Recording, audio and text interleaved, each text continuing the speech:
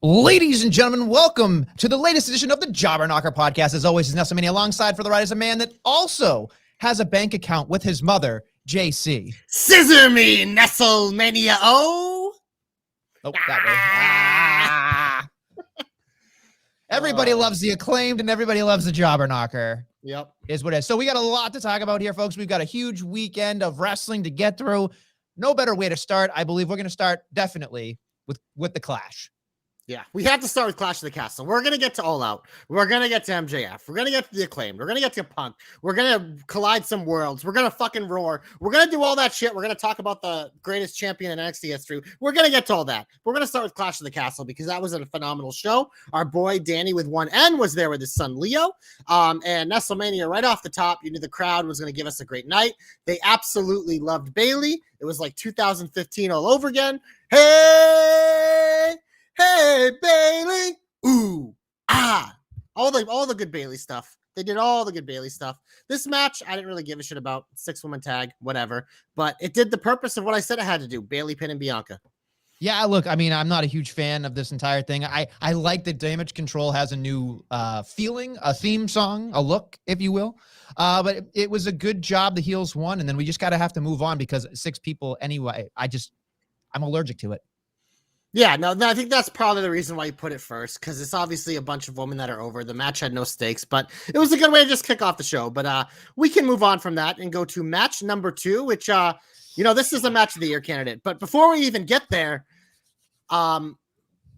Ludwig Kaiser wanted us to acknowledge Giovanni Vinci Imperium has been reunited, as we love it. And the thing that I love about it even more is all 3 of these guys kept their names and wanted to keep their names because I like all their new names better. So this was great. It was a cool thing of them coming down the ramp and reuniting. Then obviously you get Sheamus and his brutes. And yeah, Nestlemania. I was watching this match live, and all I could think of the whole time was like, Nestle is going to cream his jeans for this match because from the freaking bell, it was so hard hitting. I love this for so many different reasons. I mean, first off, I was already hyped. And then, of course, they throw out the Vinci thing, which I wasn't expecting. So immediately I was like, this is fun. Because now we got it. I mean, as much as I don't like 6-person anything, I was like, okay, factions. I'm okay with faction. This is great. Imperium was great. Let's do this. And then we get to the match, and it's fucking hamburger meat. Just fucking hamburger meat. I love it. I could not explain this more to you. Every once in a while, you just need somebody to beat the shit out of each other. You know what I mean? And Sheamus was letting him beat him up. Like, Sheamus took a lot of punishment, and we don't necessarily, they hammered home in the commentary specifically, like, when was the last time you've seen Sheamus beaten up like this? Never, like whatever. But that beside the fact, that was European wrestling. Like, that was strong, just beating the tar out of each other kind of stuff. And then here's the best part, was that it kept fucking going. Yeah. Like, I expected it to be maybe 8 minutes or something like that. I think it was like 16 minutes or something ridiculous like that.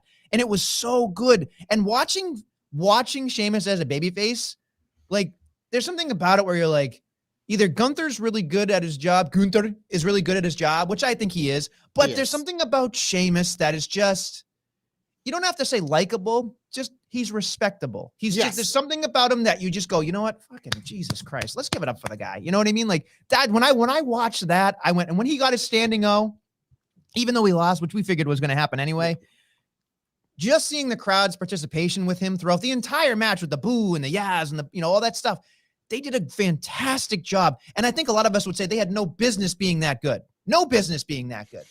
But yeah, it's one of those. It was amazing. And if it's not in the knocker conversation at the end of the year for best match of the year, I'm putting it right down. I don't think I can find anything else better than this. I really don't think I literally wrote the match in for match of the year before it ended. That's how good it was. Like I just knew. I'm like they can't fuck up this ending because the way this is. But no, these guys are a perfect fit. When you're looking at like down the roster, like, and you're thinking of people for that we wanted to see Gunther face, like the minute he got called up, this was on the list because they beat the living fuck out of each other, man. And it was a blast. It was a literal blast. These two didn't stop. We know these guys have great gas tanks. They have great move sets. And yeah, Sheamus getting his moment from the crowd was awesome because it's kind of like a homecoming for him. I mean, we know Sheamus is probably still going to be doing this for a little while longer, but it's one of those things. He's now at that point in his career where like you just really appreciate how good he is. And for moments like this. So we have a lot of people in the chat here. I want to give a special shout out to our boy Aaron O saying the slap heard from the other side of the world. Yeah, I don't doubt that at all. Which one? Yeah, all of them just gunshot victim. Boom. Like it's crazy. But then again, we got a beef in the chat, so I have to say this really quickly.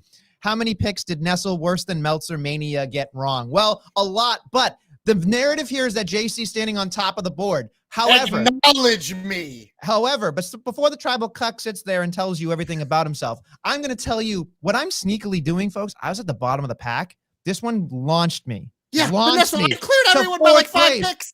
Fourth place, mid-season, dude. By WrestleMania season, I'm coming for your ass. I'm coming for your ass. I had a feeling that, especially, I think I went like 5 for 6 at Clash, and then I for some reason, I've said this before, I nail AEW predictions, and I do way worse than the WWE ones. But now that I think since Triple H is taking over, I feel like I get it a little more because you don't have the random Vince bullshit. So I might just run away with this shit.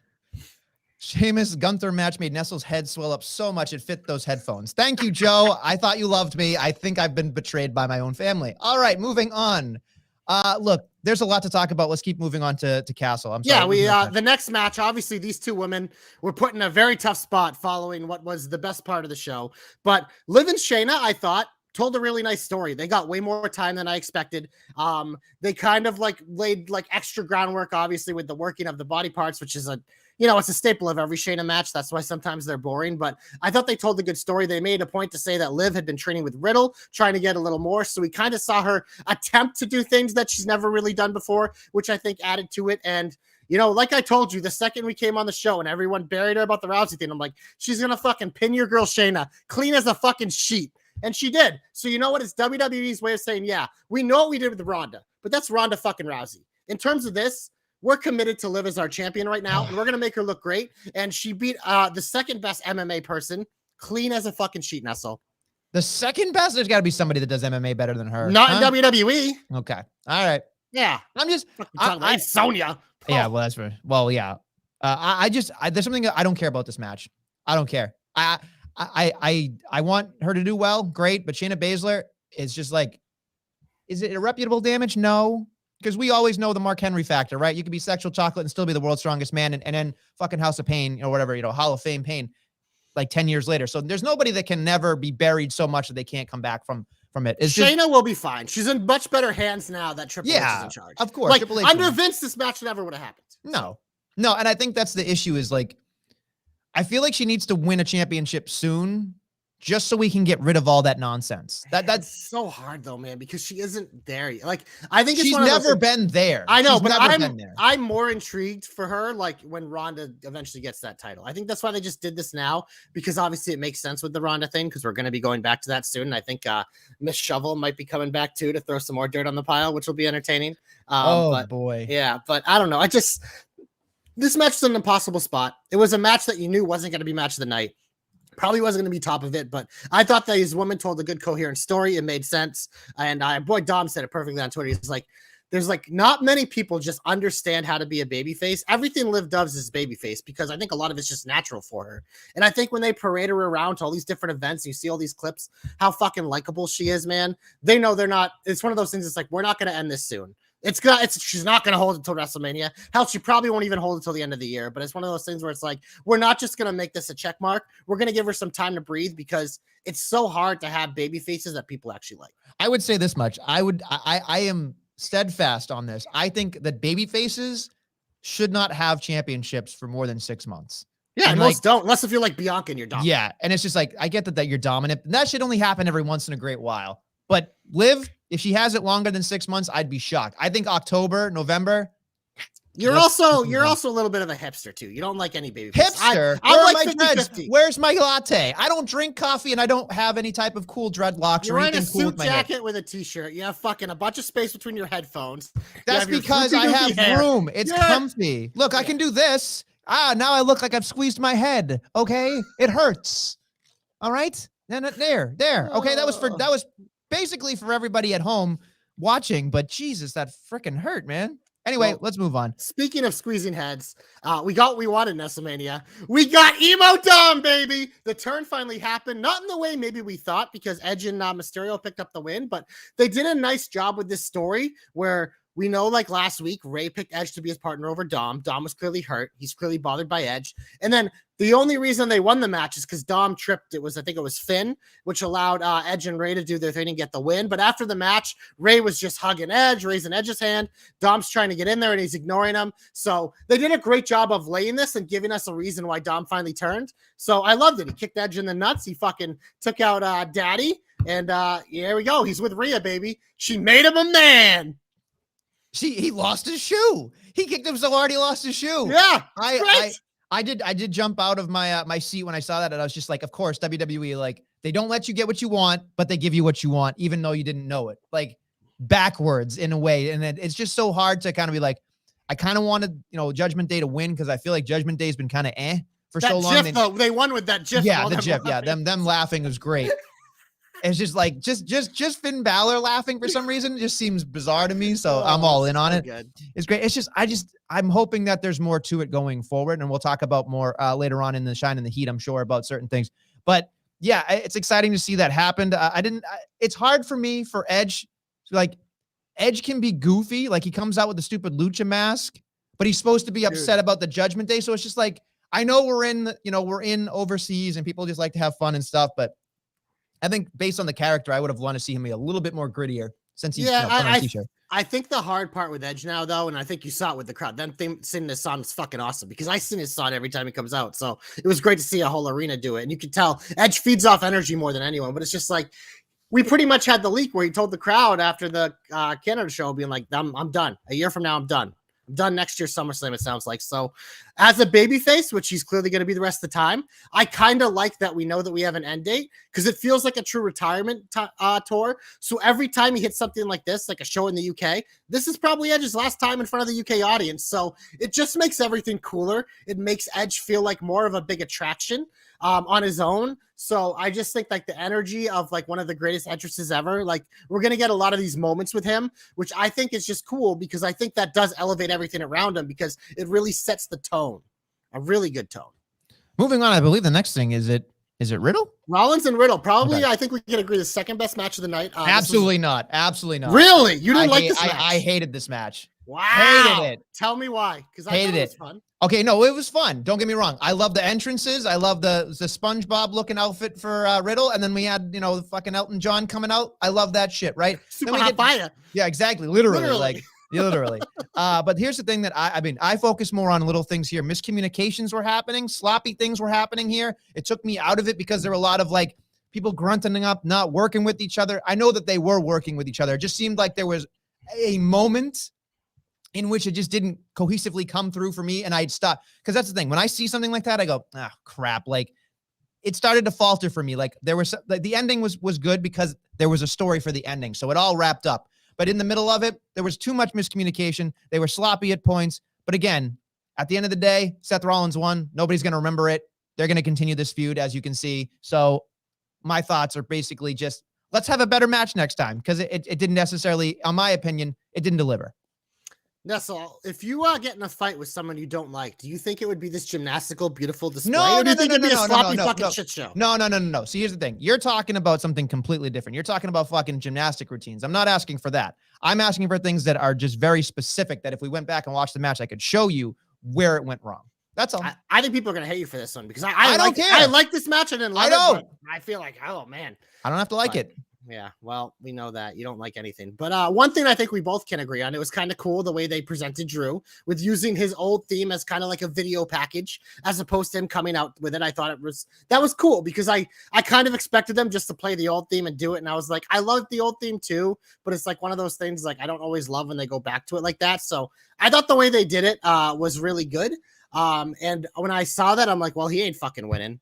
He's getting the special royal treatment. There's no fucking way. But the thing why this match I thought was really good is because there were so many moments in the match where I was like, oh shit, he might win. Oh my God, he might win. And then the fucking, obviously we had the Theory thing come out, which was perfectly done. He comes out and he gets fucking cold cocked by Tyson Fury, which was perfect. If that was the only thing Fury did, he probably would have been a big winner of the night, but whatever. We can talk about the other stuff after. But I thought this just like, it had a lot of like specific points. They nailed all of them. They had fall season the best way possible, where I was on the edge of my seat. And then, I mean, it was something that maybe we kind of expected because of the leaks and especially when they said the Usos can't be here and this and that, and Zayn's hurt too. It was like, well, if Roman's going to get help from someone and it isn't Heyman, Solo Sikoa, where is he? Obviously, he's the one. I thought they did it perfectly. I loved Roman, like being like giving him acknowledgement after the match. I thought everything about this I thought was well done.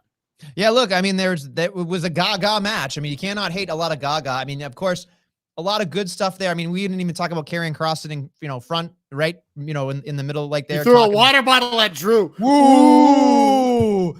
Oh, that'd get his attention. That's not a disqualification. Whatever, that's fine. They have a ref bump. It is what it is.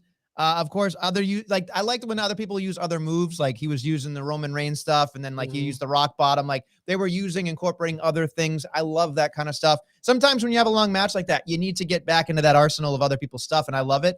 The one thing I would have stopped at was he lost. Like he acknowledged, Solo, it's copyright, let's get done. Then we had fucking the giant coming out and singing afterwards, and I was just like, that would have been great for the crowd. Let's leave it. But the fact that they Drew literally seemed like he had no idea they were still in the air. Right. I think he assumed. I think that's why it was like, oh, fuck it. Because I don't think he would have done that if he knew. But honestly, I don't mind it because the beauty of them being on like a peacock is that these things that you never get to see on pay-per-view because they wrap it up, they kind of just let it like linger a little bit. So I think it's one of those things. It's like the pay-per-view ended when Roman Reigns left, and then that was just like, we got a behind the scenes look because they know that shit gets put on social media anyways. So why not do it with the fucking peacock logo on and again, this is just me splitting hairs, but it's just something about this guy having so much build up and momentum and like, I'm going to win. And then being like, well, it's okay. I'm in my home state or, my home, whatever country. And I got a guy singing to me and all this, like, it's too much. It's too much for me. Like, I shut it off because I was like, this, unless somebody's going to do something cool, then it didn't. No, that's why I left it on. Just thinking, I was waiting for like Fury to cold cock him because they used to go back and forth if they're going to fight. But obviously, we know like they're good friends or whatever. Yeah. Fury's a big WWE guy, but he's trying to have another boxing match coming up. So he ain't there yet. But no, it was, again, I didn't love it. But, overall, I thought the show was an A+ show. Your boy Bertsky saying, Drew looking at Cross saying, you want to go? I'll shove that hourglass up your arse. Popped him pretty good. So look, yeah, I mean,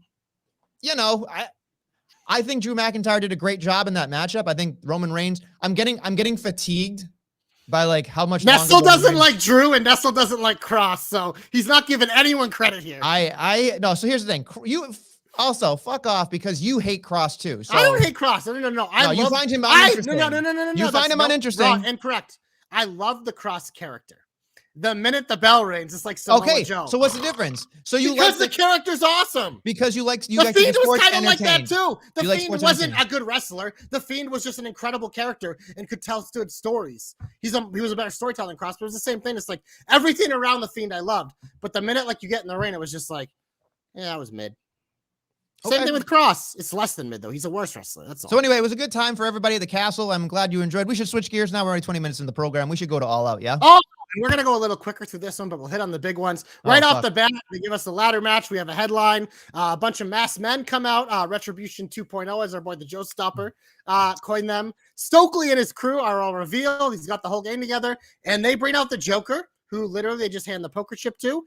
Immediately, we're all looking at each other. We're like, that's fucking MJF. It looks like I'm got the fucking like whatever. And then the minute he left the ring and he did start doing that, it's like, those are MJF mannerisms. So we knew it, but I was excited. Oh no, I agree. Then we were sitting together. So full disclosure, we were watching All Out together.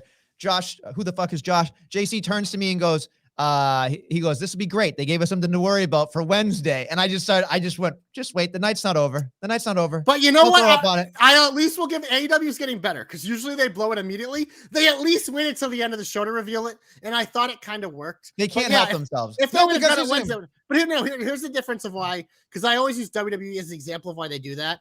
But the reason why they can do that is that they're not really on pay-per-view anymore where AEW is. So like if people are paying fucking $50 to $75 for something, they want everything. So they feel like they get their money worth. They gave them 15 matches. Well, no, I know, but that's why I think they feel like they have to do all of it. You know, they had to confirm it was MJF so we could all go after the show and be like MJF. And then of course we had fucking Crybaby ruin it, but whatever, we'll get there. Okay, moving on. What's the next thing? I don't have it in Speaking of Crybaby, I have Omega and the Bucks winning the trios titles. Who cares? 6-person anything I'm allergic to. It's a fun match. Kenny Omega's great. Yeah, you said more on it than I care to say about it. So we'll move on. I didn't write down all the matches, but the next one I have written down is Jade beats Athena, dressed as the She-Hulk. That happened, so that feud's finally over. We had Powerhouse Hobbs absolutely squash Ricky Starks in 4 minutes. How do you feel about that? I think you have a thought on that, right? Like that. Yeah, I mean, hey, I love Starks, but anytime I see this happen to like an underdog babyface, I think it's a good thing. And Powerhouse Hobbs, like, I think he needs to build up more because Starks will be just fine. Hobbs is a fucking stud and looks like a stud, so this will vault him pretty quickly. I mean, give me him and Wardlow right now, but like Hobbs should be a world title challenger at some point. I don't know about that. Yeah, he should. I don't know about that. Look at him. You don't have a guy that big and dominant not challenge for a world title. We've already seen him and Punk have a banger. TBS championship, sure. Well, he can't fight for a woman's title. That'd be weird. I'm sorry, the TNT, excuse me. Yeah, well, that's fine, but I'm saying he could definitely be a world title challenger for sure. I doubt that. Not yet. You glanced over your FTR match, by the way, just FYI. I mean, I know I actually had that written next. Okay. I told you I didn't have the order, but it was cool. They came out with Dax's daughter, got a big hug from Wardlow. After the match, she came out and got to stand on fucking dweeb face there. So she got to break the pencil too. That was great. Yeah. That was great. Other than that, like what we were saying there, why isn't this a tag match? Because we'd rather see the Guns versus. Because Tony's got to book everyone. But I will say the next thing, this was the highlight of the show to me, probably my second favorite thing of the weekend after Gunther Sheamus, and that is Scissor Me Daddy-O. The Acclaimed and Swerve in Our Glory, Nestlemania. They were given 22 minutes, as you told us, and those 22 minutes were fucking gold. Daddy Ass was over the whole match and great. Bowen selling his knee was telling such a good story. Swerve turned into like a heel immediately and nailed it. Even Keith Lee was giving us little pieces of it, so much so that Mia Yim said she wanted to be impregnated immediately on Twitter. But there was so many moments like that. We had Max lifting Keith Lee, which Cena pointed out on Instagram. It obviously did not end how we wanted it. We all wanted the Acclaim. The crowd wanted the Acclaim. And but whatever. I understand. They lose, whatever. But the thing that bothered me was them, Keith Lee and Swerve not going all into the heel turn. That would have been really cool. They kind of explained it in their presser, whatever. But it just like... What did they say? I didn't see that presser. Their presser was actually pretty good because during one of the questions when Tony was asked about the Acclaimed, he's talking about, we have another big show coming up and the Acclaimed are awesome and they probably deserve another shot. And Swerve and Lee kind of looked at him like, what do you mean they deserve another spot? Like, this is like, there's so many teams that could earn it. He's like, we just beat them. We have to beat them again. It was actually kind of good because it was people and characters being like, are you fucking kidding me? We just beat these motherfuckers. And you want to give them another handout because people like them in their hometown? No, fuck that. So it was good. And Swerve was really good in this press conference being like, fucking give me my flowers. What the hell? Everyone's talking about them. We're the guys who won. I'm awesome. So everything about this was great. I'm not going to read Joe's comment. If you're watching, you can. Joe wants to make some baby Blasian baddies. I'm glad you can say that. That's a mouthful. That's a mouthful. Baby Blasian baddies. Triple B. And next, the thing that upset me probably the most of the entire match, Toni Storm beats Britt Baker, Jamie Hayter, and everybody's favorite, Shida. Well, the favorite in this match was Jamie Hayter. The crowd was pissed. Oh, yeah. And the big storyline out of this match for me was Britt pulling out the ref when Hayter was clearly going to win. So obviously they're finally going in the direction of their dissension. But yeah, Toni Storm, when she won, got no reaction. No. Because we all wanted Jamie Hayter because here's the thing. I've always liked Toni Storm. But Jamie Hayter looks and acts like Toni Storm. But she's way better than Toni Storm. She's obviously younger in her career and not there yet. But yeah, no, this I thought was pretty eye-opening to me because obviously Toni Storm's someone who should always be over. But even the crowd recognized it. Look at man, Hayter's the fucking future. And they loved everything Shida did. They're always going to pop for Britt a little bit here and there. But yeah, no, it was. And this was another presser that was kind of like where Tony, you could tell, had a little bit of her edge. And he said, well, Thunder apparently said that she's injured. So when she decides that she's no longer injured, she can come back and lose to me. And Tony was just like, okay. So like it's great because these other pressers were all really good. And the other one at the end fucking stole everyone's attention because he's an asshole and we're going to get there. But like, it's one of those things like, I picked Toni Storm because I expected her to win. But man, watching this match, it was like, she shouldn't be their champion. No, and I think here's the thing. She did great, but not ready to be champion right now. She's been cold off TV. I'm over Britt Baker. Don't think she's a good wrestler. Good promo, but she doesn't do enough for me. And in the ring, it's just like, okay, great. Like you're trying to do the indie. She had her time, and now she's her and Hayter should have a good feud. Here's the thing, and I think this would be my argument with Britt Baker. That's great. What else you got? Show me something new. Show me something new with Britt Baker. But it's one of those things that's when you have an act that works like that, especially in a division. No, but I'm not that has no other acts. Like you can't break what doesn't need to be fixed. I tend to agree with that, but there's not an excuse for adding things to your arsenal or adding things to your tool belt. That's on Seth Rollins can do whatever the hell he wants now. You know what I mean? Like that's an unfair comparison to compare. Well, she uses the curb stomp, so it's not really that fair of a comparison, but whatever. It is what it is. All right, what else you got? Next up, we have one of my favorite matches of the night. That is Christian Cage pinning Jungle Boy immediately because, you know, I love the way they did this because I was waiting for Luchasaurus to turn on him this entire match, but it literally happened in the entrance. Jungle Boy's trying to bring him out. Luchasaurus comes out the heel way, beats the fuck out of him, throws him around, but throws his carcass in the ring for Christian Cage to pin, and then Luchasaurus put him on his shoulders and parade him around the ring. I mean, you are with me, so you know how much I love this. I mean, apparently Christian's hurt, so that's probably why they booked it this way. But I hope this was the plan all along, man, because this was so well done. And this is how you take something that was already hot and just fucking boom, next level. They're gonna wrestle eventually. It's gonna be great. He's gonna put over Jungle Boy because that's what Christian does. He's not like your fucking stupid ass champion. Yeah, he's not. Christian's there. He wants to elevate people. He wants to have great moments with these kids, and he's creating moments, man, with like a kid who has such a bright future. And Luchasaurus with Christian is going to be so good. I laughed so hard because we were sitting there talking about like 15 matches, we'll say 11 on the card. I just wanted to go to sleep at some point. This woke me up because I was like, oh, okay, like this is how you get 15 matches in because you do a 20-second match. And of course, Christian with the bad arm is perfect because now I think like Jungle Boy's going to have to face Luchasaurus first before he gets to Christian. So there's a mountain to climb here, which is even better for Jack because if he is one of the pillars, if you look, like we say the 4 pillars, right? But they go out of their way for those 4 pillars most of the time. And it's kind of like a carousel. Like they donate a lot more energy and time into one of them at a time. This one, they donated a lot of time for Jack Perry in the last couple of weeks. So, and I think we agree that he's the one that probably needs the most work at this point because MJF and Darby instantly were up here. Sammy kind of worked his way up with Jericho. People hate him, but he worked his way up. But Jungle Boys, yeah. You know what, Joe? Now we're okay with Christian managing a fucking dinosaur because they've done it right. You know, it was a joke before, but like now it's just like the minute he cut that first promo on Jungle Boy in the turn, like it just like instantly it was different. Flip-flop. Flip-flop. That's not a flip-flop. You're a flip-flopper. You are. That's not a flip-flopper. You're a flip-flopper. That's not a flip-flopper. Yeah, you. Because, you know, no. The whole reason why I said that is because Christian never fucking wrestled. He's wrestled a ton since this. So much so that he injured himself. But, you know, it's so much that he injured himself. He had one match. No, he's had multiple. He said multiple. I doubt that. I doubt it. Well, should we get to your favorite match of the night with your 2 fucking heroes that you jerk off in the socks about? Jericho and Danielson. This match was the drizzling shits. It shouldn't have been booked. It shouldn't have happened. Fucking Jericho won too. Take this match, throw it in the garbage, and get it out of my motherfucking face. I did not expect this match to even take place, let alone should have taken place. This match didn't need to happen, folks.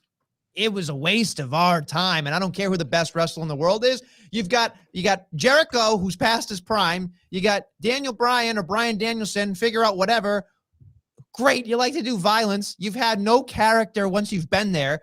And then you've got a guy that on top of the mountain who's the champion, supposedly saying he is the best in the world. You've also got Daniel Garcia saying he's the best technical sports entertainer of the world. There's too many things here about being the best, and none of them make any goddamn sense.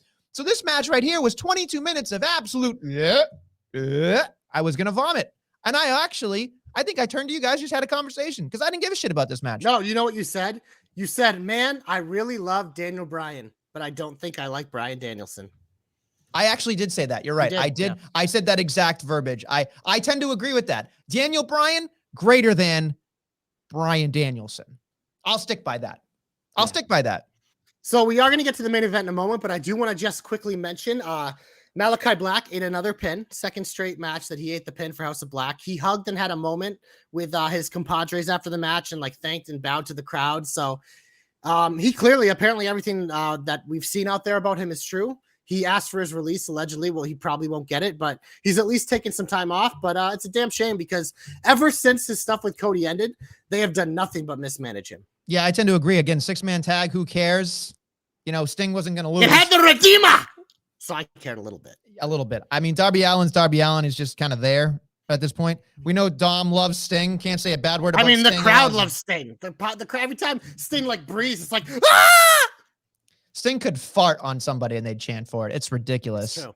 It is. So your boy Bertsky says here, free Black. Look, I mean, I don't disagree with you, but I don't think he's going to be as high. Like, yes, he'd be in better hands with Triple H, but I don't see him being anywhere higher than he is. Khan ain't letting him go. I think the difference with Triple H is he'd at least be like, have coherent stories and like have good matches. Yeah. Whereas AEW barely uses them at all. Like, yeah, I guess you're right. He cuts cool promos in the back every now and then that were better than the fucking knocking on Alistair's door. Okay. Should we move to the main event? Yes, let's get this over with. So this match happened. I didn't hate the match, actually. I thought it was a pretty sloppy, hard-hitting fight. Punk bled first. You know, Mox was pissed. And, you know, he was doubly pissed when he had to lay down for this fucking geezer. And, yeah, the match, whatever. But, I mean, I think we agree. You see the fucking headline of our show, Holy Whiner, like, CM Punk, literally, this is what he does. And you've seen all the things circulating of old promos with Triple H and Cena. CM Punk cares about one thing, and that's CM Punk. And he proved it in that presser when he made everything about him. And he just completely made people not talk about the good things that happen on that show or the other things. He made him talk about bullshit that doesn't matter. And it's one of those things, like, he's put out all these tweets since he's been AEW about being like, you need to have your coworkers' backs, you know, whatever, rah, keep things in house, be professional. This motherfucker goes against everything he says. He's a fucking hypocrite. He's always been a hypocrite. There's a reason why people fucking hate him. We wanted asshole Punk back, Nestle. We did get asshole Punk back. Real life asshole Phil Brooks. Here he is. This is who he is. This is really hard for me because I have been a CM Punk fan for a very, very long time. So much that he affected me in a positive way, and I'll always remember that. And I've been a CM Punk guy through and through, no matter what, through all the good and the bad. But I told you as we were watching that match already, the ship has sailed. I'm off the boat. Don't care. I think what he did in the presser left a terrible taste in a lot of people's mouth. And here's what I'm going to say to Phil Brooks / CM Punk. You're mad at Hangman Adam Page for essentially dropping a pipe bomb on live TV, which was your bread and butter, right? Like, get the fuck out of here. Like, be a fucking grown-up. Again, you've already commented on the text or the tweets that he said about being a professional, all this stuff. He brings up, somebody brought up or whatever, it's, Colt Cabana, that whole thing. He should have left it alone. And I was sitting there thinking, the fact that you made fun of the fact that the guy had a bank account with his mother, who cares? That was erroneous information, and you're shitting on somebody. You know what they say? And this is to Phil Brooks, not CM Punk. Phil Brooks, the person, you suck. You absolutely let me down as a fan. You let me down every single level, Phil Brooks. I am disappointed in you. You're a piece of garbage. You should leave the wrestling business, and I am officially done with you. Get the fuck off my TV. Need a tissue?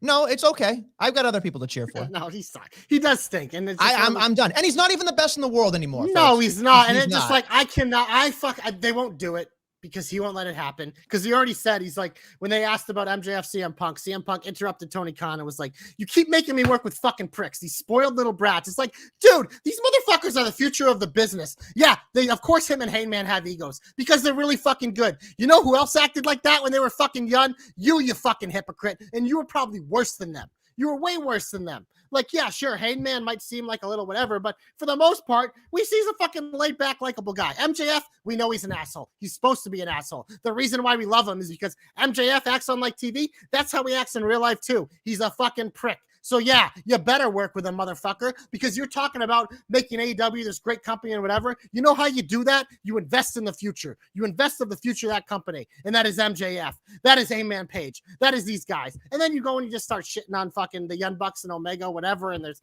all this bullshit about a fight. It's like, grow the fuck up, CM Punk. You are like literally like, you are the most immature person in that fucking company. You really are. All I thought about and again, I guarantee you that the fighting and the biting didn't happen. And I'm sure that's erroneous comments that just like add to the spice of this entire thing. First off, if this is a work, great job. But but if it's not, if it's not a fucking work, like, you know, like even here's the thing, even if it's a fucking work, I still don't want him on my TV anymore. There's no way this fight happened the way they described it. No, of course not. What probably happened is after the presser, the Young Bucks. You want to go? They went to seek him out, and they're probably just like having a little, oh, and it was all tough talk, whatever. And fucking maybe like they were just like, oh, and they were like, hold me back. But like the minute you get it out, it's like, how do we make this so it has like legs? Oh, yeah. We're going to have fucking the guy who just showed up, throw a chair and knock someone out. We're going to have fucking pillow hands Punk fucking throwing his little shitty punches that you always talk about. Whatever. It's just like, come on. We're going to be like, oh, Ace Steel bit Kenny Omega. Give me a break. Okay. Yeah. I believe that. The one thing that made me laugh about this entire thing was if it's somehow just so stupid where it gets to the Elite Trios match versus CM Punk and FTR, I'm just going to sit there and be like, I mean, that's a good match. It's a good match. But what the, like in my head, all I could think about was Dax and Cash probably don't give a shit. Like they're just probably like, whatever, let me do my job. They are one of the few people though I've defended Punk, but I think it's because Punk has been so good to them. Oh yeah. I think we kind of like, we see it with Punk. Like there are moments where like, yeah, it's one of those things. He's kind of like, you know, so it's like, I think he genuinely probably is great with FTR and loves FTR, but there are clearly some people like that. If he doesn't like you, he's going to treat you like shit. He's a bully. He always has been. I'm so upset because for years I was like, nah. Like I ignored everything everybody told me about him. I don't know why I woke up 5, 10, 15, 20 years too late, but God damn it. It's okay. It was your childhood hero, man. And here's the thing. And I'll tell you, and all honesty aside, like no, like joking around the podcast, like he was in my top 3 of all time. All time. A lot of people, I thought he was one of the best ever too. He was incredible, but he's not anymore. And it's just like, he might have never been. He might. That's the thing. He believes his own shit so much that we believed it. Right. Which that's what you should be doing in wrestling. Promote yourself. He was better at it than anyone. He sold a bag of fucking trash, is what he did. He was a sack I wouldn't of go that trash. far. He wasn't that bad. I'm done. I'm absolutely done with this conversation. You know, it's sad when I watched all the pressers because I love the presser things. I watched the WWE ones too, but like when I watched the Jericho one and think about like how good that is, and you can tell like the genuine from him about building the company and working with younger talent, trying to make a better place. Obviously, booking I never agree with, but like you can see there that at least with Jericho, like yeah, there is a history of him actually helping people, and then you compare that to fucking Punk. Like Jericho should enact like Punk a lot, like he should, but he doesn't. Because he's a fucking professional. As much as I can't stand the fucking guy, he's a professional and his presser comes off as that. Then you watch Punk acting like a fucking child, fucking disrespecting, like shoving shit down his throat, fucking interrupting Tony, fucking making fun of reporters, questioning reporters, fucking bringing up stuff that nobody asked him about. It's like, you're a fucking child. This is all stuff that was planned by you to shit on Colt, to shit on this, because you read the internet stuff, because you know everything that you're reading that people are saying about you is fucking true. And that's why you're fighting it. Because if it wasn't true, you know what you do when there's internet rumors? You ignore them because they're not true and they're not worth your time. But when you go out of your way to bring shit up and throw temper tantrums over this shit, that means it's true and then some. You fucking loser. All right, let's get on to something else, please. Let's get into let's get into shine. Let's cleanse our palate, motherfuckers. Let's do this. Roar! You know what, Nestlemania? I'm just glad you were wearing shorts. Always in the shine, much like Mandy Rose. It's Braun Strowman roaring on my television again. What a glorious fucking day on Raw. We knew it was coming. It got leaked like a week ago, but the reason why I loved it is we're having a #1 contender match for the tag titles, which have been treated so well with 4 legit tag teams. The Viking Raiders probably should have been a part of this, but you know what? That's why Braun had to break it up. He's like, how is the team that just fucking destroyed the New Day not a #1 contender match? So Braun's like, fuck this. I'm going to beat everyone up. You had Gable out there getting thrown around. You had the fucking... he tripped. He fucking tripped. He did. He fucking tripped. Ray, get your fucking towel out and wipe the floor for Braun, goddammit. Right. No, but yeah, no, it was. Honestly, that shit adds to it because it's like... Because he's goofy. He goes so fucking fast and he's so fucking big. That's why he's impressive. But hey, you know what? He still hit Otis and set them for a fucking ride. Right. So everything about this was fun. I love that during the picture-in-picture, we just got to watch him roar around the ring and all that. So it felt special. And then he said, see you Friday, because he's clearly going to be on the Smackdown brand. But the minute that roar hit Nestlemania, I was smiling ear to ear. It's a great thing to bring him back. This motherfucker had 7 million views on YouTube in the first like 10 or 12 hours or whatever. It's just like, it's a no-brainer. The fact that this guy they ever let go, we've talked about it, is insane, because he's a fucking draw, whether you like him or hate him. He's just, there's nothing like him. Like Omos, they try to make like him, and Omos is good for what he is, but Braun is one of a kind. There's no one who's ever been like Braun. And you can tell, here's the thing, like all politics and randomness aside, he's a good person. You can tell he's like a goofy person and like wants to have a good time. And you can send that out. You can send that out on anything, whether he's talking to kids or he's doing interviews. He's just a good, like, overall, you get a good feeling from him. Yeah. Like when you're watching, so you either cheer him or you boom, you give him some type of reaction. He's a laid back country boy. He may not have the best political beliefs, but he's a laid back country boy. That doesn't he loves matter, food and he loves kids. So right. And I think like he's just, every time I see him, I just think, regardless of whether I'm watching the wrestling or not, like, okay, this is going to be fun. And that's it. Wrestling should be fun. Send me the big ogre and let him just destroy shit. And here's the other thing too. Then this is more of a connection thing. I'm wondering if the flipped car and the ambulance in the backstage for the Miz was a red herring for, Loomis, but really that it was an omen. I thought the car was Braun. Yeah. Right. I think our boy Bertsky texted me. He said, I hope we get to see Braun tonight. And it was right after I just seen the car thing. I'm like, well, we saw a flipped over car. He's coming. He's coming. Yeah. I always laughed because I was sitting there going, I'm like, of course they're saying like the name we won't mention. And then of course, like they have this tag match. The only thing I'm concerned about was, do you think it, and I know you're be biased because you're Braun biased, but do you think it did something terrible to the tag division being like, he'll just disrupt it? I mean, Braun has always done that. I think it's one of those things where like, I don't know if the Usos are getting a little bit of time off here or whatever, but it was one of those things. They can easily do this number one contender match again. They can run it back. It kind of came out of nowhere anyways, but like, yeah, but it's one of those things. It's like, for Braun to look the best, he needs as many bodies as possible to destroy. So coming out after the match has been going 15 minutes and just hurling guys around, it's fine. It's not going to hurt any of these guys because it's not like he's going out there throwing around 8 Bobby Lashley's. He's throwing around mostly fucking cruiserweights, who we all love, but it's like when you come up with a guy like this, it's like, this is what you expect to happen. So it doesn't hurt them at all. The tag division is going to be fine. If anything, we just get to keep seeing how deep it is. But I think this was a great way to bring out Braun because we knew he was coming. We just didn't know when. So at this random point, you got that genuine, awesome pop from the crowd because it came unexpectedly. Bertsky says, we believe he slipped in Otis's pool of sweat ringside and Gable jumping up to the ring to make it look like it would be better than tripped. Okay. Seemed like a big brain move there from Gable. All right. You know what? I'll allow that. Big brain. I mean, clearly it was a little wet at ringside. You had 8 sweaty men jumping around, and one of them was Otis. So I don't disagree with that, Bert. That's astute analysis from the Bertsky. I would say that much. Moving on. We'll move on to something else. I want to talk about Judgment Day. I want to talk about Emo Dom. Emo Dom, baby. The slick back hair got me so good. And the fact that he didn't talk and Rhea was talking for him, like, oh my God, this is so good. Because she has him cucked and it is amazing. I'm waiting for the ball gag. I'm waiting for like the fucking literally, I kind of wanted him to come out crawling with like chains and a ball gag. Yeah. Like, I just like, it's dude. And just like when she said, Ray, I made him a man. I was like, this is exactly what we wanted.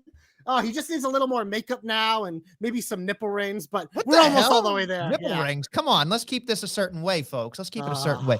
So here's where I start to crap on this entire thing, right? So there we go. I'm just going to say this. Do you notice how he didn't wear a fucking t-shirt while all the rest of them are wearing a t-shirt? Oh, he had like barely any time to get ready. I think his look's going to evolve a little. No, I know, but here's my thought. They were all wearing the shirt. Why wasn't he wearing the shirt? I feel like, and I hope I'm wrong. Let me start off with this. I want to see Emo Dom. I want this to continue. But there is a portion of my brain, guys, that makes me go, is this a fucking play? It could be. No, it very well could be. I don't think it is, though. I think it's a play from Edge and Ray to destroy the Judgment Day from within somehow, some way, and turn Rhea at some point. I think it would be a bad decision to do that because I agree. Dom needs to be on his own, and this is the way to do it because he didn't have to say a word last night. He let his mannerisms and other people talk for him, and it was effective. That's how you groom this kid to get him to the next level because we know he's still so young and learning on the fly. We've said that since he's been here, and he's had daddy holding his hand for years now. It's time for him to let go of daddy's hands, grab on Rhea's badonkadonk, and let her drag him around the ring. And it's just and it works. The look works. It's going to evolve.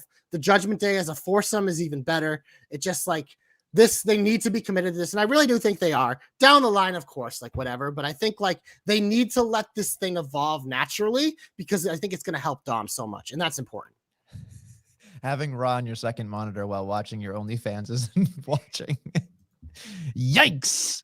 Getting pretentious. Come on and join the Knocker live here on YouTube, Twitter, or Facebook because everybody's having a good time. Look, I hope I'm wrong, but I get this feeling we'll see next week when Edge takes on Dom. We'll see. I'm excited for that weirdly because it's one of those things that's Dom, this is your biggest step up. It's going to be interesting. I don't know. I tend to think that Edge will drag a good match out of him, but Well, I mean, Dom can wrestle for the most part. He's pretty good. It's just the character has the thing that has always needed the work. Okay, that's fine. All right, what else would you like to be that shine worthy? Main event, steel cage match. I'm putting in my main event, but it's because of the Gaga baby. The Miz is just he is selling this Dexter storyline so well, and whatever the match kind of went as was. Whatever Lashley doing his bump.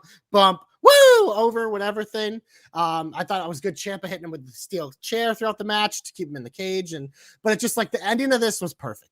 You have Miz climbing over, and you see it, and you have a feeling something's coming. But the way they shot it, the Miz stops as he's looking down, just stops. The camera zooms in on his face, and then you immediately get the wide shot from above of Loomis half out of the ring staring at him.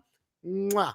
That is production value that deserves fucking 5 flames because it sold that moment so perfectly. The Miz's facials sold that moment so perfectly. And then Dexter does what Dexter does. Be a fucking creep. He got in the ring. He choked out Miz. And then after the air, when the cage went up, he threw him over his shoulder and took him out. Shit's good, man. This shit is really good.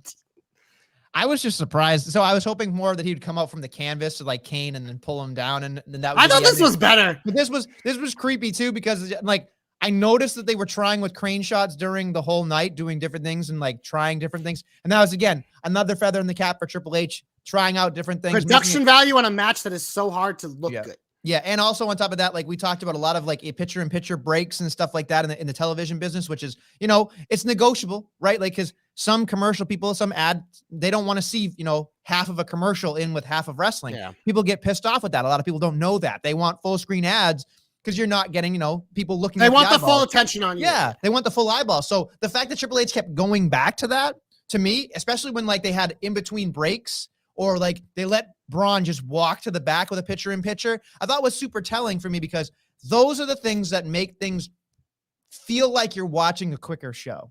And it's important. And they're trying things different from a different, just a different point of view. So I really enjoyed it. The only other thing I have on Raw that I thought was really good was Theory and KO. This was a good back and forth. We see Theory continue to ascend on the mic. Then obviously we had a match, which I thought was exciting. These are two of the best doing it right now. KO got the win, which has been a staple of since Triple H has taken over, is KO does nothing but win. But it's just it's one of those things. They're just laying the groundwork with Theory that when and if they do pull the trigger on him as champion, the entire locker room is going to be lined up against him. And we talk about that all the time with Money in the Bank. So I thought this was just fun. It took a big chunk of that show, but I thought it was all good.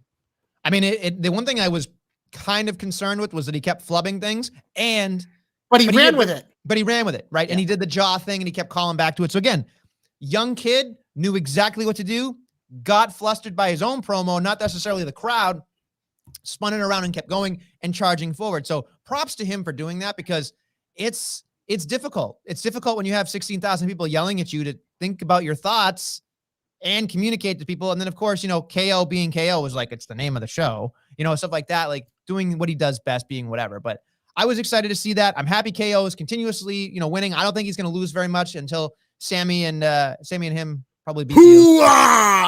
He's eating a Superman punch in one of these next few events. I think I ate some bad eggs and breakfast because Nestle's making sense. You know what? There's nothing wrong with me saying things. All right. Usually there is, but no, you followed my lead a lot today, so you've been doing good. I have my own independent thought. That's the problem. That's the problem. No. You want to talk about being on Nestle Island? I'm usually on Nestle Island. Just hey, a broken clock is right at least twice a day, folks. So can I. Yeah, that's a low percentage, though. You should aim higher. But speaking of Nestlemania, let's get to your favorite part of the program. The heat. Let's hit some damage control. Oh, damage control can fucking just go away. I am so done with that promo. They when I watched them talk, I immediately muted or fast forward. Can't deal with it. I tried. Every time I listen to their promo, I go, this leads to nothing. It's like she paraded out there going, when I'm ready, I'm coming for you. Well, it was Labor Day. No one wants to work on Labor Day. No, don't do that. She said it. It was pretty funny. No, I know. It was funny, but it was just like she laughs at her own jokes. I do that. Nobody laughs at my jokes either. It's fine. You're not funny. Neither is she. That's okay. It is what it is. No, she's not. She's Ding dong, hello. No. I'm just going to say, anyway, look, I don't like damage control. I don't. I think the damage control in the ring, great. Promo-wise, not so much. Get it off my TV. They don't do anything. It's like Dakota's trying, and then you got EO doing whatever EO does, and that's fine. And Bailey's just trying to, decide, Bailey. Are you a yuck clown, or are you fucking serious? Pick a fucking lane. That's what I want. Just pick one. Don't dip back and forth so much. That's what and nothing in that promo made any sense. No, sorry. And did it do anything at all? I'm sorry. I'm just flustered with it because it pissed me off so much. And honestly, it was the worst part of the show to me. I've kind of felt this all along. I really like all three of these women. They're three of the most talented women. Two of them have been two that I've been waiting for to be called up for years because I think they're so underrated. And I think they're going to be great. But the group for me, really hasn't hit on all cylinders. So I do agree with you on that. It feels like they're not all the way there. I felt like this the whole time. I've kind of said, it's just their promos aren't the best. There's something missing. I don't think it's a person. I just think that it's I don't know, but I get why people love it because we love all three of these women individually. So of course, if you're going to pop for them, they're getting an opportunity. But yeah, it's not in a show that is so good right now in Raw. They're definitely a weak point. They are the weakest point. I wouldn't go that far, but all right. You want to get into some quick heats real quick, or do you got? Yeah, go for it. Okay, so we're gonna go over to SmackDown because we didn't really talk about SmackDown. I didn't really mind the Viking fight. I thought the stage was cool. That was a really big thing. But then, again, they just fucking didn't care because they weren't in the fatal 4-way that Braun broke up. So it is what it is. I'm not a huge fan of Karrion Kross. He beat Drew Gulak in a jobber alert. It is what it is. It's a thing. He needed a first win. Gulak's the perfect guy. Gabba Gulak and W. Gabba Gulak. We didn't talk about this, but it's not necessarily heat worthy. I just don't like Adam Pearce, but Adam Pearce got a hell of a promo on Ronda. That was a really good segment. I honestly, I don't have anything written down from SmackDown, but that was amazing. But I will say this much. I don't want to see Pearce versus Ronda. I think it's just going to be one of those things where she's going to beat him up and probably cost him his job.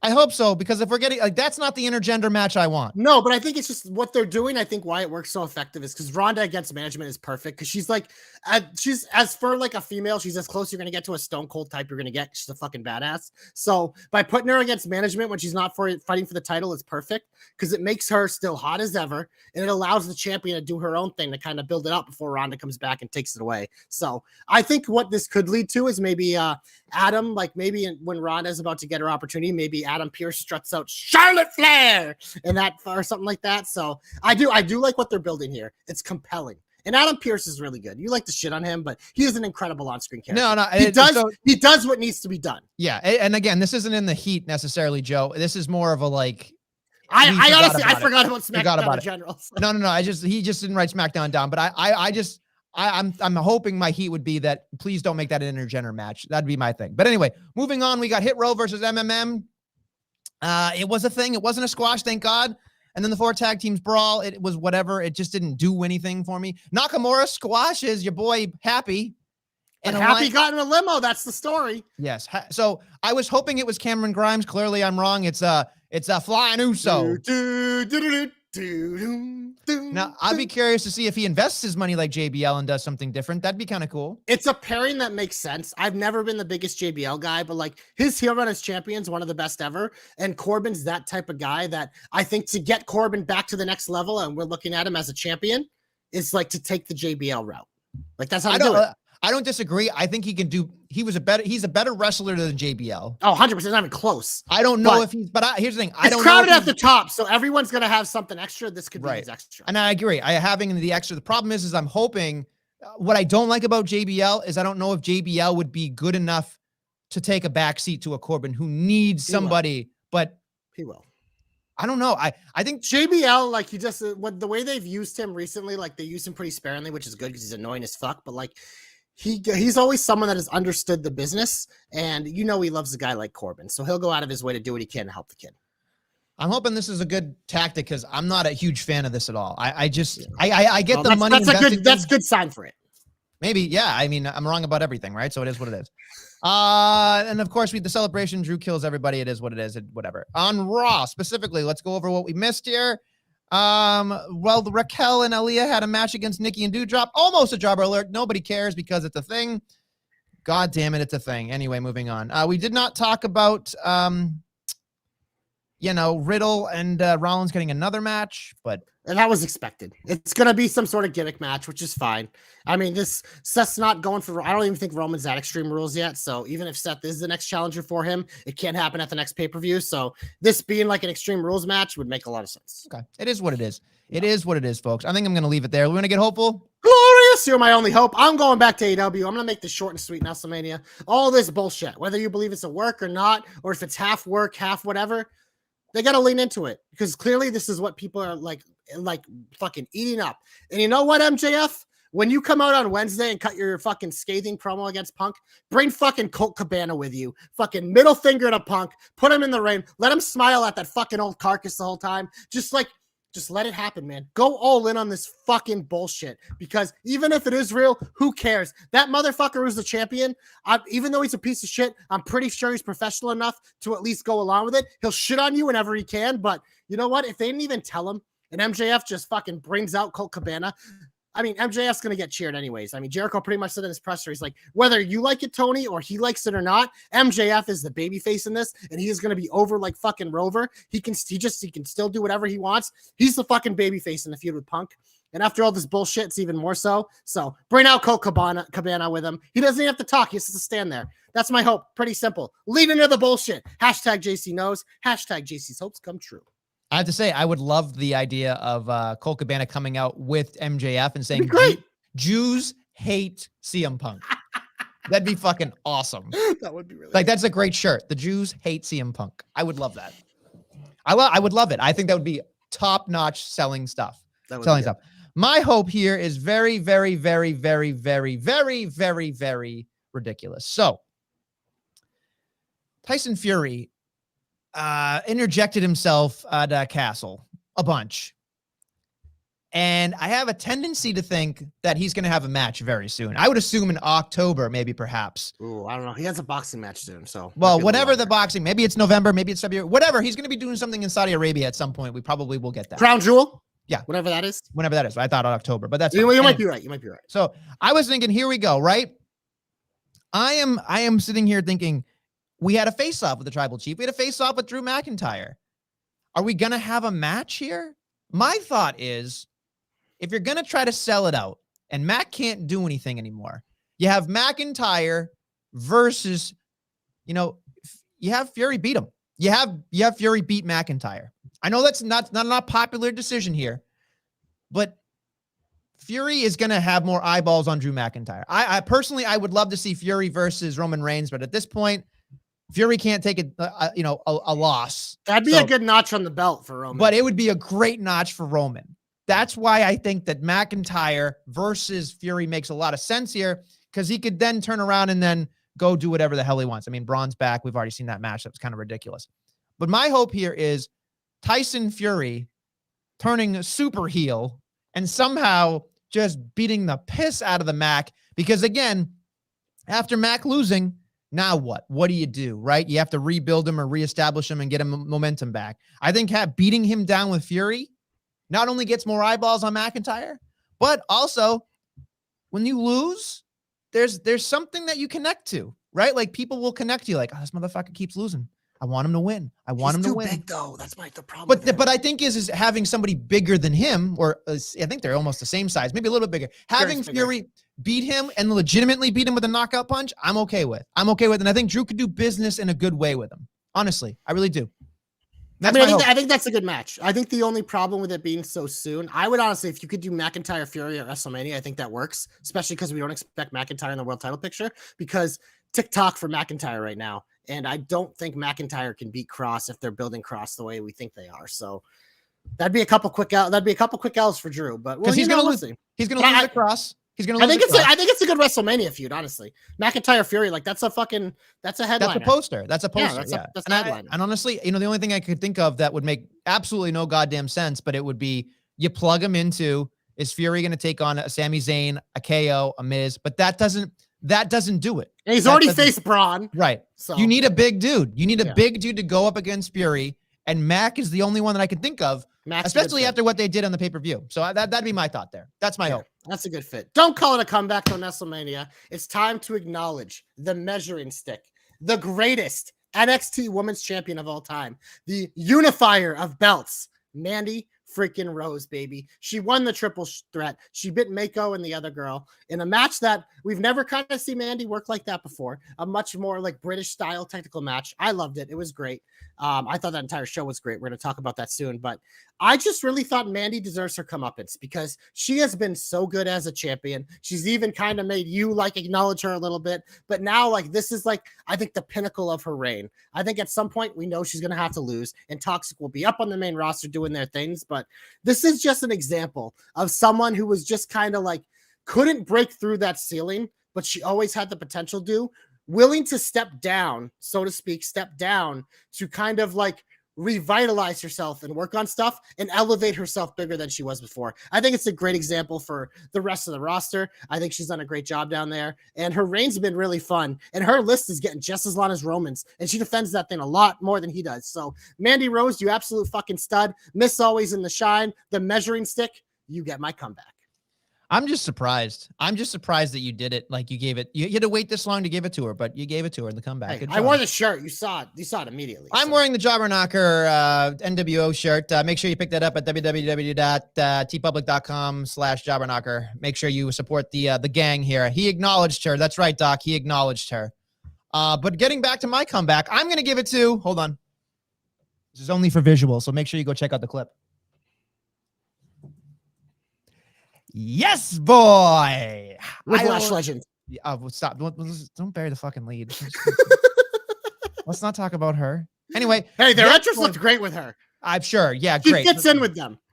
She does. But here's the other thing, folks. I love them. I think they're a tailor-made tag team forever. I love them. Just the package, the whole thing of like, just the wigglies and like the crop top with the abs. It's so ridiculous. I love it. I laughed hysterically that Briggs and Jensen got out within like 5 minutes. I love the fact Gallus, I thought we were going to pick up the entire thing. Didn't happen.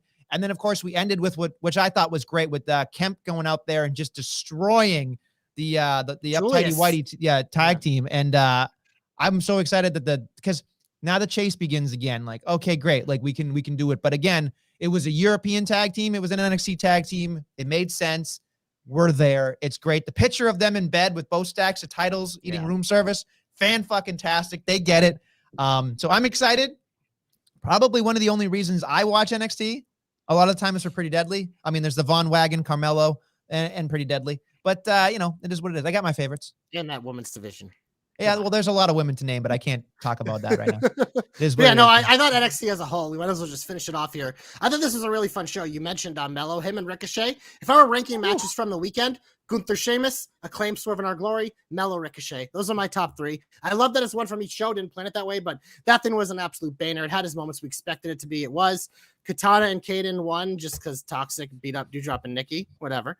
I do love them though, so I'm happy for my I just love when they like Katana does her little dance. It's just like, what are you doing? What are you doing? They're so awkwardly adorable. Yeah, it's like I love it. It's like watching like two Elaines from Seinfeld dancing. It makes no sense. They're just like It's like I don't really dance like that. I was saying that's how they dance, but I can dance really well. I can cut a rug. So look, what else we got? We got the main event. The main event. I thought this was Braun's probably his best match ever. And I think obviously, yes, you can credit some of that to Tyler Bate, but this match was one of the few Lon Braun matches that had me for the most part. But man, those last 4 to 5 minutes, his power and Bate's speed and power, like what a fucking mix it was. Like this was a fucking banger. Sorry, I just like when he does the whack. Yeah. The boom bop. I love it. I love it. It's great. I didn't watch it live. I on the recommendation of you guys, I went back and watched it because I just didn't have time. So I watched the whole of NXT Worlds Collide. I thought you can barely hear it in the microphone when it happens, but at the end, they share a moment together afterwards, Braun Breaker and Tyler Bate. And just listening to what they said, go back and listen to it. I'm not going to say it verbatim, but watching the respect that Braun Breaker has for people is just a fresh air kind of feeling. Like I like that, knowing like, okay, this dude's built to last. He builds the respect. He beats people, but he's still like, he does the right thing.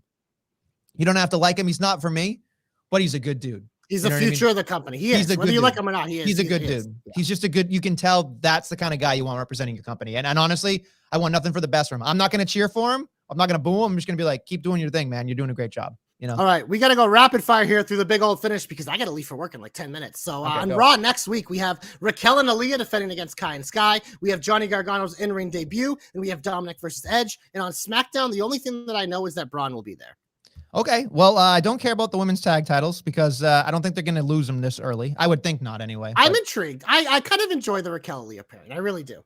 There's just something about when you get like big and small, it's always intriguing to me. I enjoy it. It just seems like it's really like 95% of, you know, Raquel doing all the work. That's what it's supposed to be. Yeah, no, I understand that. Yeah. I understand that. But after a while, it's like, how long can we do this for, you know? But yeah, it's fine. If only Nestle showed up on time. Listen, I cannot believe, Joe, I am going to revoke your card. I'm going to revoke the cousin card on you, bud. But Joe Stopper doesn't like what you had to say about CM Punk. No, he probably did. He does.